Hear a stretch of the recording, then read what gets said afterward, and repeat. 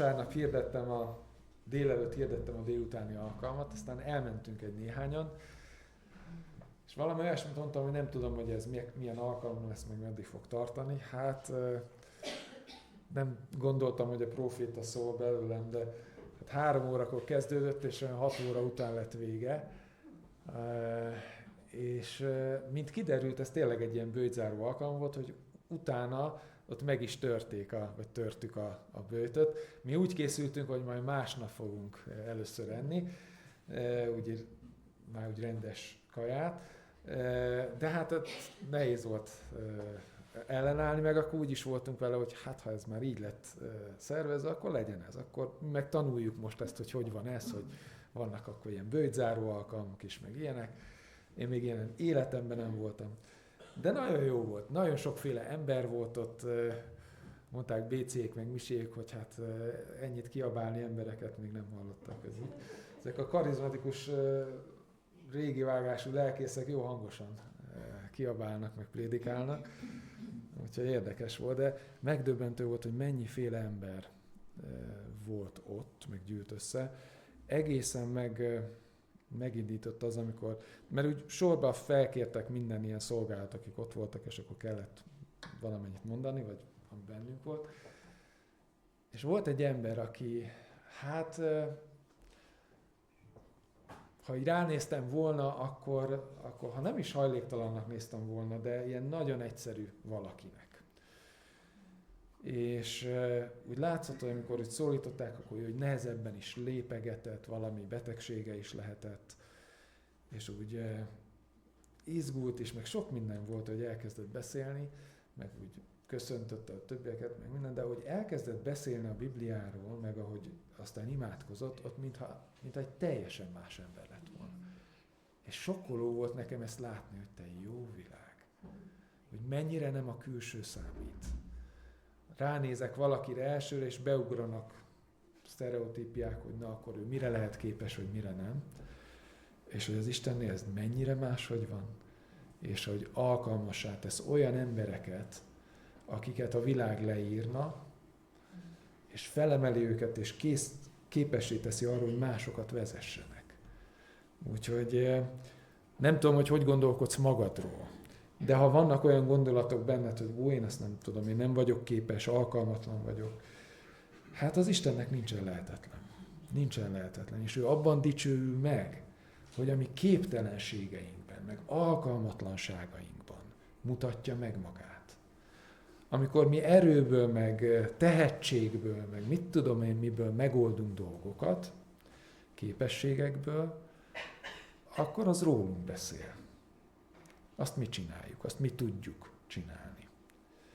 És nagyon sokszor pont azért nem tapasztaljuk meg az Isten erejét, jelenlétét, a természet fölöttit, mert amit lehet, azt mi megoldunk a természetesből. És egyre inkább szeretném rábízni magam az Istenre, és engedni, hogy ő cselekedjen, és ő tegye azt, amit ő tud. Mert annak van értelme. Szórakoztatni, meg tudom én egymást, azt lehet, de azt tudják mások is. Az Isten népének az Istenre van szüksége, meg az ő jelenlétére. És úgy vágyunk erre, hogy ezt egyre inkább éljük meg. Jó volt már így a délelőttben idáig is. Hát én nem tervezem, hogy 3 órás lesz az alkalom.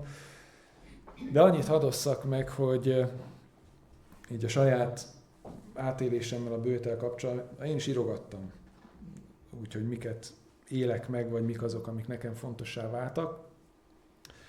És említettem már ezt a talán csütörtöki csoportba is, meg a másik részét Ifin is, hogy az egyik az egy kérdés volt, hogy kié a szíved. És ez egy többször előjött bennem, ez a kérdés, hogy kié a szívem. És az az igevers, hogy mert ahol van a ti kincsetek, ott van a ti szívetek is. És az Isten ezt kapargatta ez alatt az időszak alatt. És úgy már több egyszer hallottam, mire kezdtem megérteni, hogy ezt most ő mondja, és ő akar erre figyelmeztetni.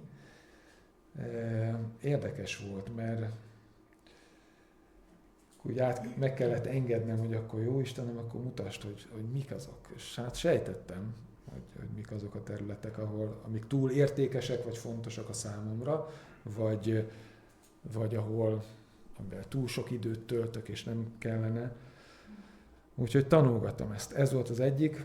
A másik az meg rámutatott egy dologra, egyszer csak azt, hát most így mondom, hogy hallottam magamban, vagy nem hangot hallottam, de hogy versengés szelleme. És akkor nem értettem, hogy most ezzel mit kezdjek én.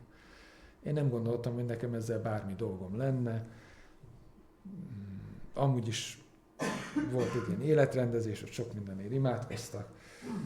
De aztán csak nem hagyott ez nyugodni, és aztán ahogy úgy imádkoztam, meg gondolkodtam, ezen kezdtem rájönni, hogy na, ezt akkor az Isten azért mondta meg, hogy ezek szerint ez még ott maradt, ezzel még dolog van. Mi az, hogy versengés szelleme? Mit kéne ezzel kezdenem? És aztán kezdte megmutatni az Isten, hogy valahol ez van a mögött, hogy sokszor másokhoz hasonlítgatom magam. És azt, hogy én mennyire tartom értékesnek, vagy sikeresnek, vagy jónak magam, azt másokhoz képest akarom meghatározni. És ugye ez úgy tudja felütni a fejét, amikor látsz valaki mást, aki mondjuk úgy ítéled meg, hogy sikeresebb, vagy előrébb tart, vagy ez jobb, ebben jobb, vagy mit tudom, akkor az elkezd zavarni. És kezdtem rádöbbenni, hogy te jó világ tényleg, hát ezzel nekem dolgom van. Ugye nehéz, mert mondjuk aki volt valamilyen versenysportban, az tudja, hogy hát ott ez majdnem követelmény, hogy az ember jobb akarjon lenni másoknál. És már úgy felesleges odaállni, hogy akkor hát inkább akkor te menj előre. Tehát ez hamar bekerülhet az ember életébe. És aztán ez meg tud fertőzni más területeket, hogyha ezt engedjük, vagy hogyha erre nem figyelünk. És nálam ez történhetett, hogy ez valahogy oda került. És olyan hálás voltam Istennek, hogy na Istenem, köszönöm, hogy akkor ezt megmutattad, akkor már tudom, mit kell vele csinálni, akkor megtagadjuk, aztán kiutasítjuk az életünkbe, és akkor lehet szabadulni tőle, és lehet tovább menni. És nagyon hálás voltam Istennek, hogy ezt megmutatta. Valószínűleg akkor lesznek még olyan dolgok, amikre ő szépen sorba rámutat, de egész érdekes ezt megélni, hogy lehet itt tisztulni, meg szabadulni dolgoktól. Hálás vagyok érte. És tényleg kicsit úgy vannak ezek, hogy amit mondott Ábel is, hogy tehát az mindig kegyelem, amikor az Isten rámutat valamire, de azért a sátán nem fogja feladni. És amikor mondjuk kikerül az én életemből is ez kívülre, azért lesznek helyzetek, amikor fogom érzékelni, mert kívülről majdnem ugyanolyan hangosan tud kiabálni, mint belülről ez a szellemiség, és vissza akar jönni, meg akarja, hogy adjak neki helyet. De már nem kell helyet adnom neki. És amikor szabaddá válsz, akkor azt meg kell tanulni, megőrizni a szabadságot. És hiszem azt, hogy ez az év, ez erről is fog szólni, hogy az Isten tisztogatja az életünket különböző területeken. És egyre inkább szabaddá válhatunk dolgoktól. És nem kell elkeseredni, ha azt érzed, hogy túl sok mindentől kell szabadulni, vagy túl nagy a feladat. Az Isten kibírja azt, hogy lépésről lépésre elvégezze. És neki megvan a menetrendje, sorrendje, hogy fogja ezt végezni, és teszi. És akarja tisztogatni. A kérdés az, hogy te engeded-e neki, kész vagy-e rá, átadod-e az életed neki. Máté evangélium, a 15. fejezet, 21. verstől fogjuk olvasni a mostani szakaszunkat. Máté 15, 21-től. És azt a címet adtam neki, hogy hit és hitetlenség. Hát talán majd kiderül, hogy miért. Máté 15, 21-től. Azután Jézus továbbment onnan Tírus és Szidón vidékére. Ekkor egy kánaáni asszony jött oda hozzá, aki azon a vidéken lakott. Folyvást így kiáltozott: Uram, Dávid fia, könyörülj rajta! A leányomat kegyetlenül gyötri egy gonosz szellem. Jézus azonban nem válaszolt neki. Ekkor a tanítványai hozzáfordultak. Kérünk, küld el ezt az asszonyt, utánunk jön és szüntelen kiáltozik. Jézus így válaszolt. Az Atya engem csak Izrael népének elveszett juhaihoz küldött. Az asszony ekkor Jézus elé lépett, leborult előtte, és így kérte, Uram, segíts rajta! Jézus így válaszolt, nem helyes, ha elvesszük a gyerekektől a kenyeret, és a kutyáknak dobjuk. Igazad van, Uram, válaszolt az asszony, de még a kutyáknak is jut valami maradék a gazdájuk asztaláról. Erre Jézus így felelt, asszony, milyen nagy hited van. Legyen úgy, ahogy kívánod. És abban az órában meggyógyult az asszony leánya. Jézus ezután visszatért a Galileai tó partjára, felment egy dombra és leült. Sokan jöttek hozzá, akik sántákat, vakokat, bénákat, süketnémákat és mindenféle más beteget hoztak. Letették őket Jézus lába elé, ő pedig mindegyiket meggyógyította. Az emberek nem tudtak hova lenni a csodálkozástól, amikor látták, hogy a süketnémák megszólalnak, a bénák meggyógyulnak, a sánták járnak, a vakok látnak, és dicsőítették Izrael Istenét. Jézus magához hívta a tanítványait, és ezt mondta neki. Sajnálom ezt a sokaságot, már 3 napja velem vannak, és kifogytak minden ennivalóból. Nem akarom éhesen elküldeni őket, nehogy összeessenek az úton. Honnan vehetnénk ezen az elhagyott helyen annyi kenyeret, hogy ekkora tömeget jól lakassunk? Kérdezték a tanítványok. Jézus megkérdezte, hány kenyeretek van? 7, válaszolták, és néhány kisebb halunk. Ezután Jézus szólt az embereknek, hogy telepedjenek le a földre.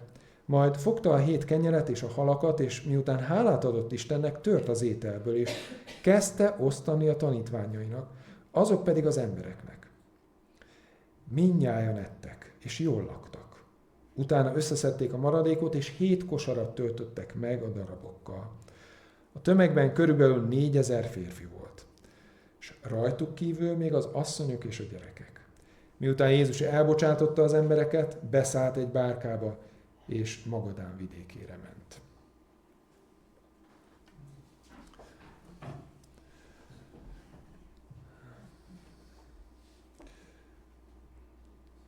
Mindig kíváncsi vagyok, hogy így vasárnap előtt, hogy na, mi fog történni, mit fog mondani az Isten, hogyan fog megszólítani minket. És ugye régebben, amíg azt csináltam, hogy azért eléggé részletesen kidolgoztam, hogy akkor miről fogok szolgálni, hát ott eléggé kötött volt ez, hogy akkor túl sok meglepetés nem fog engem se érni. És aztán az Isten ezt elkezdte formálni, változtatni, és sokkal szabadabban írom most már a jegyzeteimet, és sokszor történik az, hogy menet közben nekem derül ki valami, hogy az Isten mutat valamit, vagy mond valamit. És tényleg olyan kíváncsi vagyok, hogy na, remélem ti is fogtok belőle valamit kapni, de hogy én is úgy várom, hogy na nekem Istenem mit fogsz mondani, vagy mi az, amit itt kiemelsz közben, mert sokszor megélem ezt. Most is, ahogy olvastam, most volt olyan, amire úgy rácsodálkoztam, és érdekes ezt megélni. Meg tanulom ezt, hogy lehet azt csinálni, hogy az ember is oda teszi a saját készülését, de ugyanakkor megengedni a Szent Szellemnek, hogy ő végezze, amit tud, és nem lekorlátozni őt. Kényes ez az egyensúly, és nehéz ezt jól megtalálni. De ez a vágyam, hogy ő ezt végezhesse, mert tehát lehet jó előadásokat tartani, még meg is lehet csodálni, de semmi hosszú távú haszna nem lesz. Mert annak van haszna, amikor a Szent Szellem jön, és elkezd a szívünkön dolgozni, nem csak az értelmünkön. És bárcsak ma olyan dolgok történhetnek, amik innen eljutnak ide. Hogy nem csak megértjük, nem csak egyetértünk vele, hanem bemegy a szívünkbe, és ott változást hoz.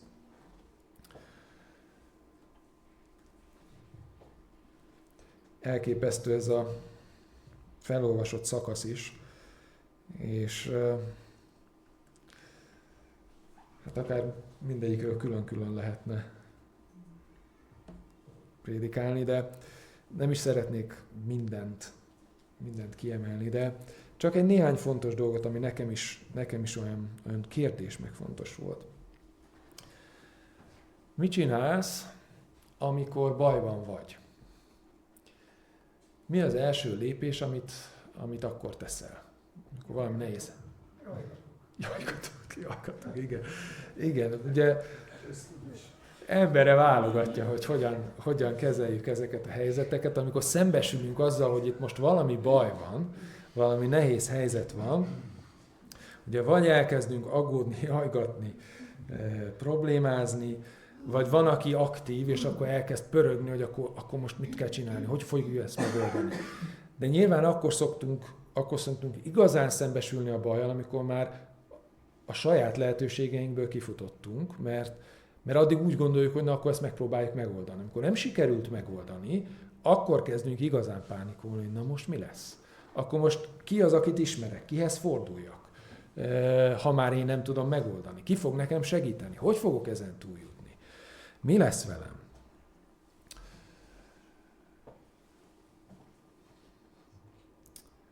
Itt van egy szenvedő édesanyja, aki nem maga miatt szenved, hanem az ő lánya szenved. De mivel a lánya szenved, ezért ő is szenved. És néha egy szülő jobban tud szenvedni, mint maga a gyermek. Mert látja a fájdalmát, segíteni szeretne neki.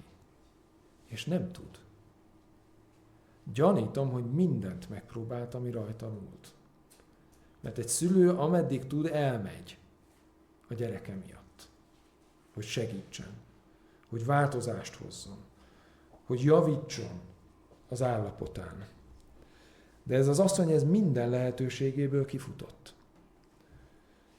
És most azt éli meg, hogy tehetetlen. És kevesebb rossz dolog van annál, mint amikor azt érzékeled, hogy tehetetlen vagy. Hogy az összes lehetőségednek a végére értél, és már nincs mit tenni. Ki vagyok szolgáltatva. Már nem én kontrollálom a dolgokat. Már nem tudok mit tenni. Mi lesz most velem? Feladjam? Abba hagyjam? Mit tegyek? És megdöbbentő ennek az anyának a diagnózisa az a lányáról. A másik fordítás azt mondja, hogy a lányom ördöngős. Sokszor mi, modern keresztények nem tudjuk felismerni, hogy igazából mi bajunk van. Vagy a szerettünknek mi a baja.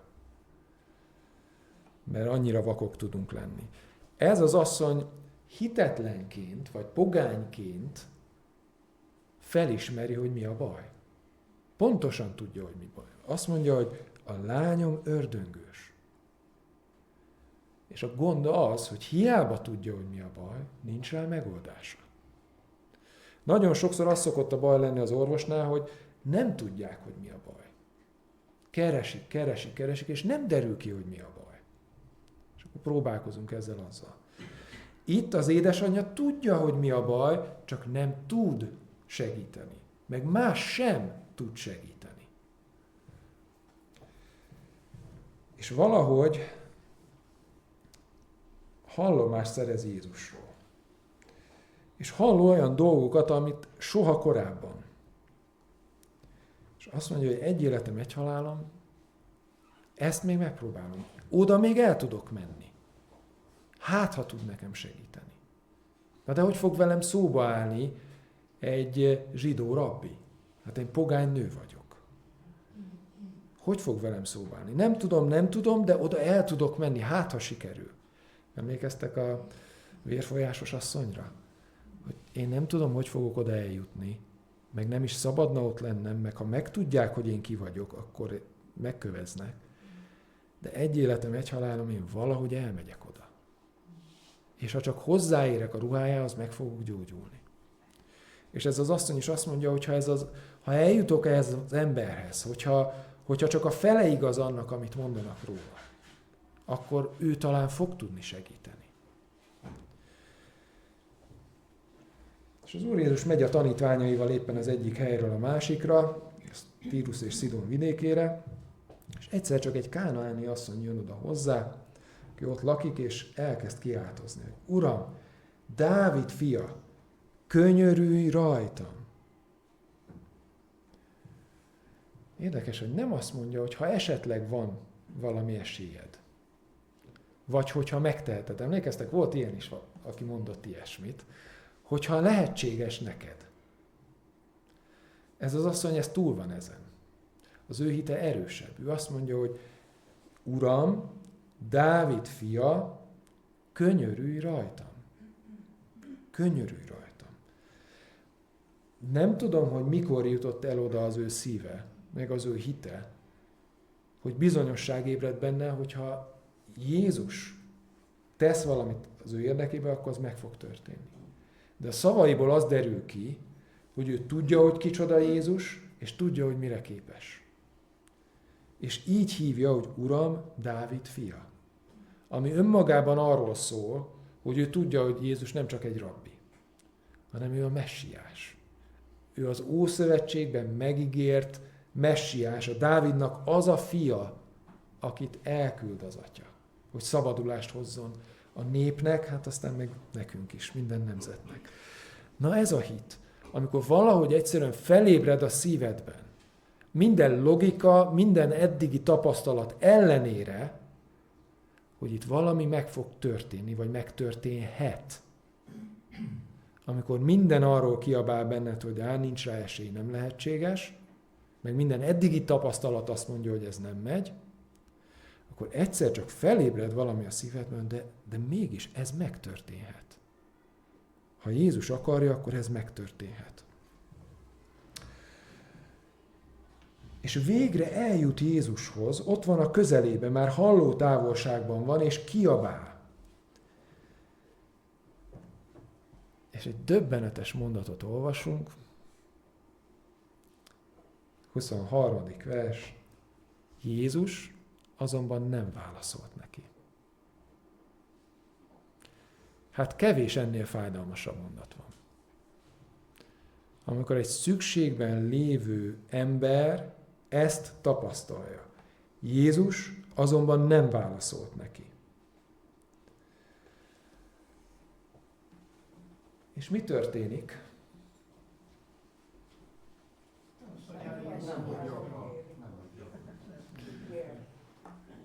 Nem az van, hogy illedelmesen tudomásul veszi, hogy én megpróbáltam, ezt is megpróbáltam, nem sikerült. Ez vagyok én, engem nem szeret az Isten, velem nem foglalkozik, rám nem hallgat. Ez jár nekem, ezt érdemlem ezek szerint. Nem ezt mondja, hanem még hangosabban elkezd kiabálni. És már annyira kiabál, hogy a tanítványok zavarják, hogy küld már el, küld el innen. Hát itt kiabál. Ugye a tanítványokat sok minden zavar. Zavarja a gyerekeknek a kiabálása, zavarja egy ilyen ismeretlen valakit, ordibál. Az is zavarta ugye később, amikor ott a vakember, meg a koldos ott az útszélén kiabál. Mindenkit el akarnak hallgattatni. Mert mi szeretjük a szép jó rendet, nyugalmat, békességet, kiismert dolgokat. És ha valaki jön és kicsit megzavarja, akkor azt hallgattassuk már el. Nem? Ismerős az egy kicsit? Isten népen nagyon hajlamos erre. Sokszor ilyenek vagyunk. Jöhetne-e be hozzánk olyan ember most az ajtón, akinek óriási szüksége lenne arra a Krisztusra, akit mi ismerünk? Csak sokszor azzal el tudjuk választani tőle, falat emelünk közé meg Jézus közé, hogy nem illeszkedik bele a rendünkbe. Meg nem úgy csinálja, ahogy szerintünk kellene. És itt van ez az asszony, és a kérésére, a kiabálására csend a válasz. Nem tudom, jártál-e már így? Könyörögtél, imádkoztál valamiért, és azt érezted, hogy mintha falnak mennének a szavaid, mintha a mennyezetnél nem menne tovább. Úgy érzed, hogy nem történik semmi.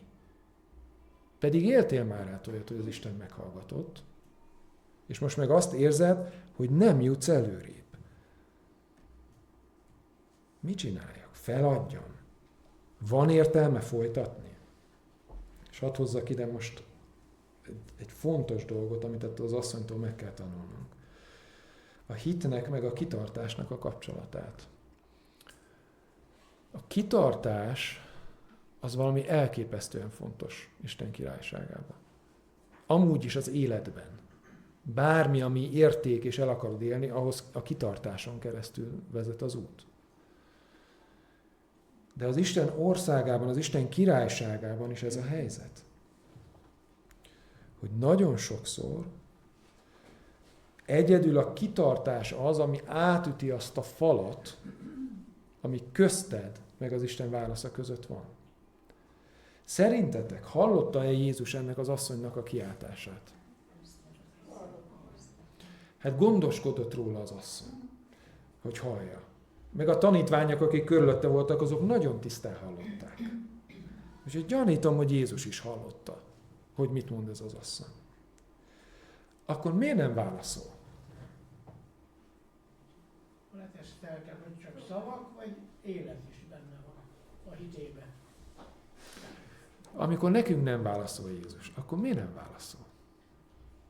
Néha a többiek miatt is.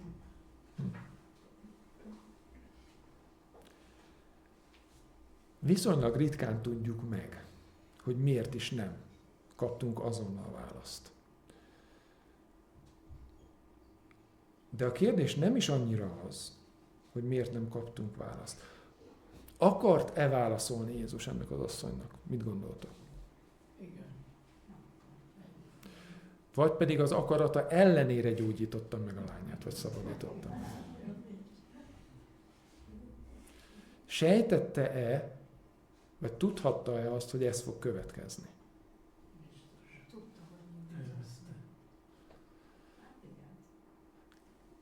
Ugye sajnos nincs leírva, de jó lenne. De úgy látjuk a Szentírásban, hogy valahogy az ő atyával való kapcsolatában olyan módon vezethette őt az atya, hogy arra ő azzal az érzékenységgel reagált, hogy bármi, amire elindította az atya, azt ő megtette, mert értette, csinálta. Nem mérlegelt, nem. Azt mondja, hogy én semmit se teszek magamtól, hanem csak azt teszem, amit az atya mond, amire ő indít engem. Valami ilyen függőségi viszonyban van vele. Azt gondolom, hogy a legkésőbb akkor, amikor meghallotta a hangját ennek az asszonynak, akkor jelezhette benne az atya, hogy na itt lesz valami dolgod ezzel az illetővel. Ezzel az asszonnyal. És mégis hallgat. Nem válaszol. És mi olyan sokszor feladjuk itt, és azt mondjuk, hogy oké, akkor ezek szerint nem vagyok méltó a válaszra. Megérkezett a válasz. Egyenesen a mennyből. Úgyhogy nagyon sokszor beleszaladunk mi is ebbe. Ugye Dániel is átélt ilyet, amikor közben járt a népért imádkozott, és azt mondja az angyal, amikor megjön 3 hét késéssel, hogy elindultam rögtön, amikor elkezdtél imádkozni, csak elém állt a ti népeteknek a fejedelme, és harcolni kellett velem, sőt, hívni kellett segítségül még mást is, hogy besegítsen. Ami azért elég durva, hogyha így belegondolunk, hogy mondjuk egy arkangyalnak segítségül kell hívni egy másikat, hogy egy levegőbeli fejedelemséggel harcoljon. Hogy ha esetleg lenne kérdés bennünk, hogy a gonosznak a szellemi ereje az milyen lehet. Tehát, hogy milyen fajta erősségek ellen van nekünk harcunk. De a lényeg az, hogy az Isten az győzelmes Isten, és ott abban a helyzetben is győztek azok az angyalok, és elhozták az üzenetet. Lehet, hogy ilyen helyzetbe keveredsz bele, hogy az Isten üzen neked valamit, de hátráltatva van az ő üzenete. Ilyen is lehet. Olyan is lehet, hogy tanítani akar neked valamit. Olyan is lehet, hogy a környezetednek akar tanítani. Olyan is lehet, hogy egyszerűen a kitartásodat akarja növelni. Kíváncsi rá, hogy mennyire veszed komolyan. Mennyire erős benned a meggyőződés. hogy ő az, aki segíthet, és csak ő segíthet. Vagy pedig ő egy a sorban, megpróbáltuk, jó hívők vagyunk, imádkoztunk is, hát ez nem oldódott meg, akkor megyünk a másik útra. És itt csöndben van az Úr Jézus. És aztán meg is indokolja, hogy miért az Atya engem csak Izrael népének elveszett juhaihoz küldött. És addigra odaér az asszony is. És oda borul elé, és azt mondja, hogy Uram, segíts rajtam. És most már végre megszólal az Úr Jézus, de bár ne tenné, nem? Mert mit mond? Nem helyes, ha elvesszük a gyerekektől a kenyeret, és a kutyáknak dobjuk. Hát ennél még lehet, hogy az is jobb volt, amikor csöndben volt az Úr Jézus. Hogy kell leforrázni valakit? És az azt mondja, ahelyett, hogy feladná, ahelyett még tovább megy. Azt mondja, igazad van, Uram. Igazad van, Uram. De még a kutyáknak is jut valami maradék a gazdájuk asztaláról. Igazad van, Uram. Biztos igazad van. De én akkor sem megyek el innen. Addig, amíg te meg nem áldasz engem.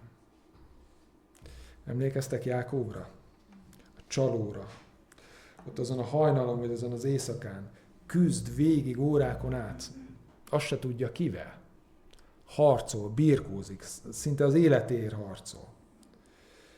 És akkor a végén legyőzi őt az angyal, és azt mondja, hogy ereszel engem. És mit mond neki Jákob?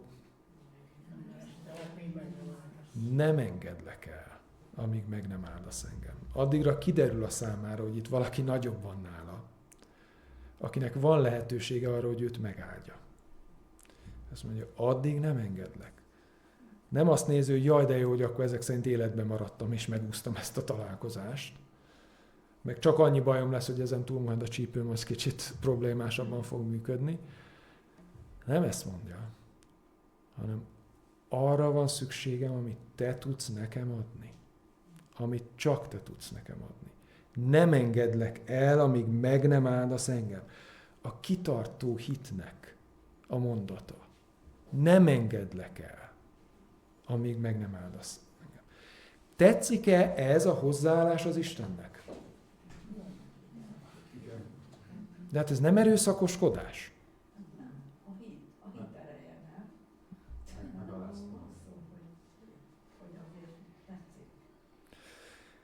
Ez kiderül a szövegből, hogy ez tetszik-e, vagy nem tetszik az Úr Jézusnak. Mert mit mond? Erre Jézus így fel, asszony, milyen nagy hited van. Emlékeztek, sokat beszélünk erről, hogy mit néz az Isten. Mit keres bennünk? Képességeinket? Tehetségünket? Pénzünket? A hitet. Azt keresi. Az az érték a számára. És itt valószínűleg nem az ő számára kellett ennek kiderülnie. De hogy a tanítványoknak, és most így mondom, hogy nekünk 2000 évvel később kellett, hogy ez megtörténjen.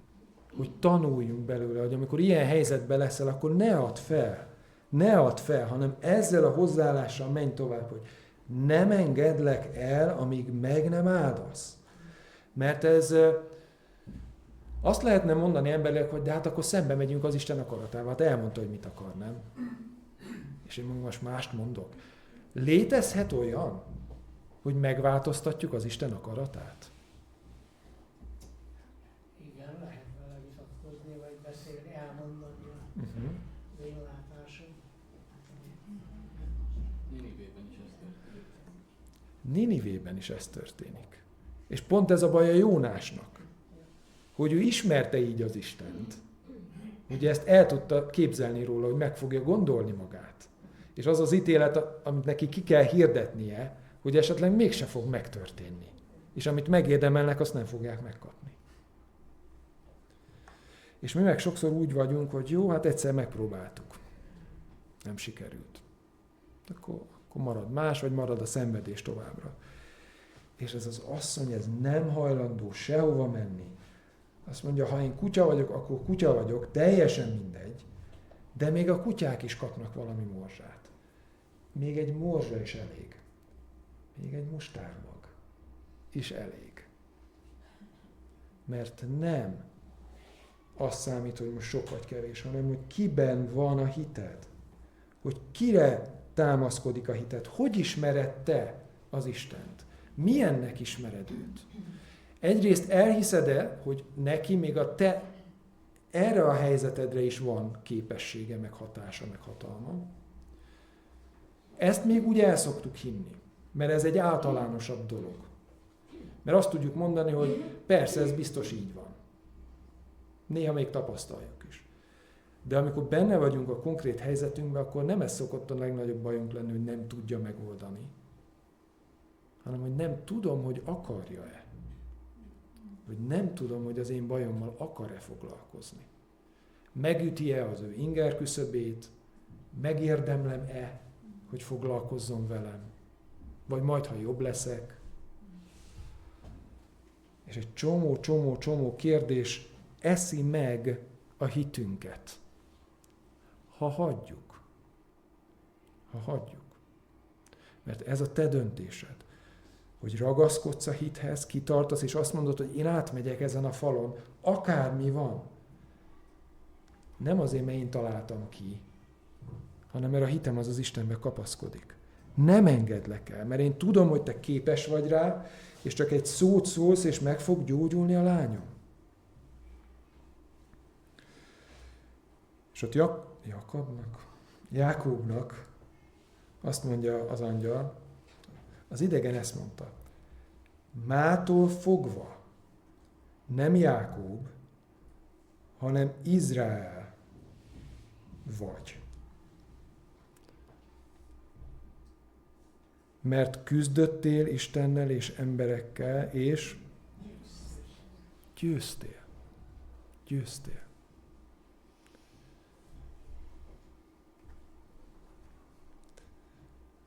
Nyilván nem arról van szó, hogy mi a hitünkkel legyőzzük az Istent.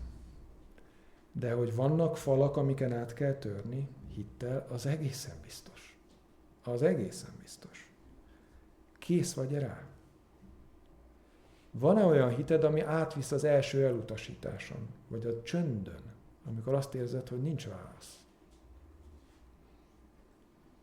Ott van-e a kitartás, ami azt mondja, hogy sok minden rágja most az én hitemet, mindenféle kérdések, meg gondolatok, de én ellene állok ezeknek, és én a hitet választom, én Krisztust választom, mert ő a szabadító.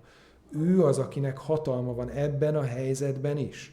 Az én betegségemben, az én elakadásomban, amikor tehetetlen vagyok, amikor én nem tudom előre mozdítani, vagy a saját dolgomat, vagy egy szerettemnek az életét.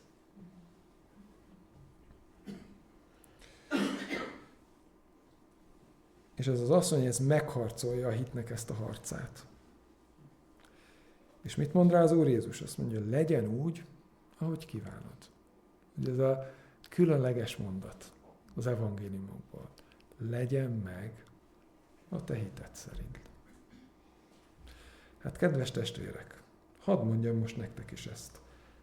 Nem tudom, mibe vagy, milyen helyzetben vagy. Legyen a te hited szerint. És akkor érdemes elgondolkodni, hogy jót kívánok, vagy rosszat. Kicsit olyan ez, mint amikor azt mondja a János levelébe, hogy olyan jó dolga legyen a testednek, mint a lelkednek.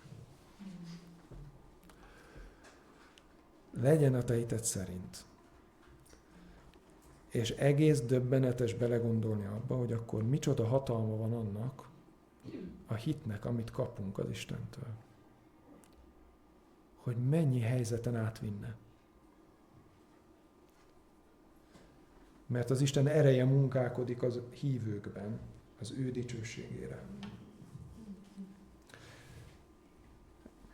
És azt már nyilván látszik, hogy nem fogok itt tovább menni majd ezen a történeten, az már marad legközelebbre. De még egy mondat ide. A párhuzamos igehelyen Márknál, Márk 7-ben van ez leírva ugyanez a történet, ott azt írja így örökíti ezt meg Márk a 29:30-ban.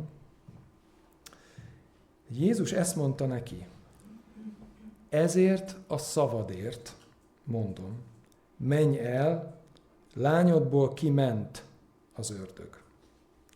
Amikor hazaért az asszony, látta, hogy gyermeke az ágyon fekszik, és az ördög már kiment belőle. Ezért a szavadért. Szoktam emlegetni a hitnek a beszédét. És hogy micsoda jelentősége van annak. Hogy mi jön ki a szádon. Mert a szívnek a teljességéből szól a száj. És az fog kijönni belőle, ami belül van. És ennek az asszonynak a hite kikívánkozott belőle. És annak adott utat a szavaival. És az Úr Jézus azt mondja, hogy mivel ezt mondtad, akkor ez fog történni. És ez nem úgy működik, hogy oké, akkor azt a tanulságot szűrjük le ebből, hogy a szavainknak teremtő ereje van, és mi bármit meg tudunk tenni, amit akarunk. Mert most hadd mondjam így kiélezve, hogy bizonyos értelemben még ez is igaz. És bizonyos értelemben meg nem. Mert a kérdés nem az, hogy mi mit akarunk, hanem ez az egész a hiten múlik. És a hit az nem az, amiről én győzöm meg magamat, hanem amiről az Isten győz meg. Ő adja a szívembe.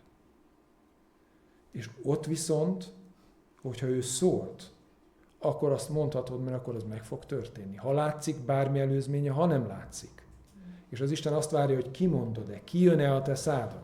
Hajlandó vagy-e bele kiabálni ebbe a szemmel látható világba. Mondhatnám én azt, hogy mit tudom én, meg fog épülni a csarnok. Mondhatnánk ilyen dolgokat, hittel is kiabálhatnám, de amíg az Isten ezt nem mondja, addig én hiába mondanám, akár mekkora hittel. De a különbség az ez, hogy az Isten mondja-e, hogy ő teszi-e belém, ő helyezte el bennem, hit ébred bennem, vagy pedig csak én akarok valamit elérni, vagy megszerezni. De az, hogy a szavaidnak óriási jelentősége van, az kétségtelen. És az Úr Jézus azt mondja, hogy ezért a szavadért mondom, menj el, lányodból kiment az ördög. Nem kifog, hanem most megtörtént. Vagyis Krisztusnak a szabadítása nem kötődik helyhez. Neki még csak ott se kell lennie. Válaszol a hitre. És megteszi. Meg tudja tenni. 2 kilométer távolságból, 100 kilométer távolságból, 1000 kilométer távolságból. Nem számít neki. Hát a szellemi területen nem számít ez a fajta távolság. A hited az viszont számít. Mert arra válaszol. És hazamegy az asszony, és most már majd a szemével is látja, amit eddig csak a hitével látott. És ezt kell megtanulnunk. Hogy a sorrend az ez. Hogy először mivel kell látnunk? A hitünkkel. A hitünkkel. És nem a szemünkkel. És sokszor jelentős idő telik el a kettő között. És nem azért, mert az Isten nem akarja megadni, vagy mert becsaptam magam, vagy mert az rosszra félreértettem az Isten, hanem néha megengedi azt, hogy hosszú idő teljen el. Majd mennybe kiderül, hogy miért. Az is lehet, hogy meg fogjuk tudni, de nincs rá garancia. De az biztos, hogy ott kezdődik, hogy hit, és majd utána meglátom a fizikai világban is, a szemeimmel. Úgyhogy ne azt keresd, hogy érzed magad azzal a dologgal kapcsolatban. Ne azt keresd, hogy mit látsz, hogy a körülmények adottak-e hozzá, el tudod-e képzelni, hogy az hogy fog megvalósulni. Mert ez mind a fizikai világnak a jellemzői. És az Isten azt mondja, hogy nem itt kezdődik. Nem itt kezdődik, a hiteddel kezdődik el. Azzal kapaszkodj bele, azzal törd át azokat a falakat, amik lehet, hogy legfőképpen benned vannak. Nekem ezt magamnak is mondom. Amik felépültek, amikkel megtanultuk, hogy mi lehetséges, meg mi nem lehetséges. Mert már elég sokat tapasztaltunk. Azért már láttunk egy-két dolgot. És túl erősek ezek a gondolatok, hogy mit lehet, meg mit nem lehet. Mi az, amit még lehet kérni az Istentől, aztán mi az, amit már felesleges. Erre úgyse hajlandó, vagy ez már neki is nehéz. Na, ezt nem tesszük hozzá, csak a gyakorlatunk erről beszél. Hogy azt már nem merjük kérni. Nem tudom, hogy vagytok itt. Mi az, amivel éppen harcoltok? Mik azok a megoldatlan területek az életetekben, amivel azt érzitek, mint ez az édesanyja, hogy tehetetlen vagyok, hogy nem tudok egyről a kettőre jutni, nem tudok tovább lépni. Vagy én akadtam el a saját életemben, valamivel harcolok, és nem jutok tovább. Már lehet, hogy sose fogok győzni e fölött. Vagy valami olyan élethelyzet, amiben kilátástalan, hogy javulna bármi is. A körülmények, a munkahelyi környezet, én nem tudom, családi konfliktusok, bármi. És sose lesz ez már jobb. Vagy valaki, akit szeretsz, aki fontos a számodra, és szenved. És azt érzed, hogy nem tudok rajta segíteni. Bármit odaadnánk, de nem tudok. És akkor itt van egy egyszerű asszony, aki odajön Jézushoz, és nem hajlandó feladni. Nem hajlandó feladni. Mert túllát azon, hogy hallgat Jézus, túllát azon, amikor elutasítja, és a hite erősebb ennél. Én nem is értem, hogy létezik ez. De megtanulni viszont szeretném. Hogy ezzel a hittel, amikor közben jársz valakiért, ezzel a hittel. Mert ahhoz mész, akinek megvan rá a hatalma, és megvan a képesség, és utána, most nem mentünk már tovább, de azt írja, hogy mindenki, akit odavittek, meggyógyította. Mehetsz a Jézushoz ezzel a hittel, hogy akit viszel, azt meg tudja gyógyítani. És nem lesz kérdés az, hogy akarja, vagy nem akarja.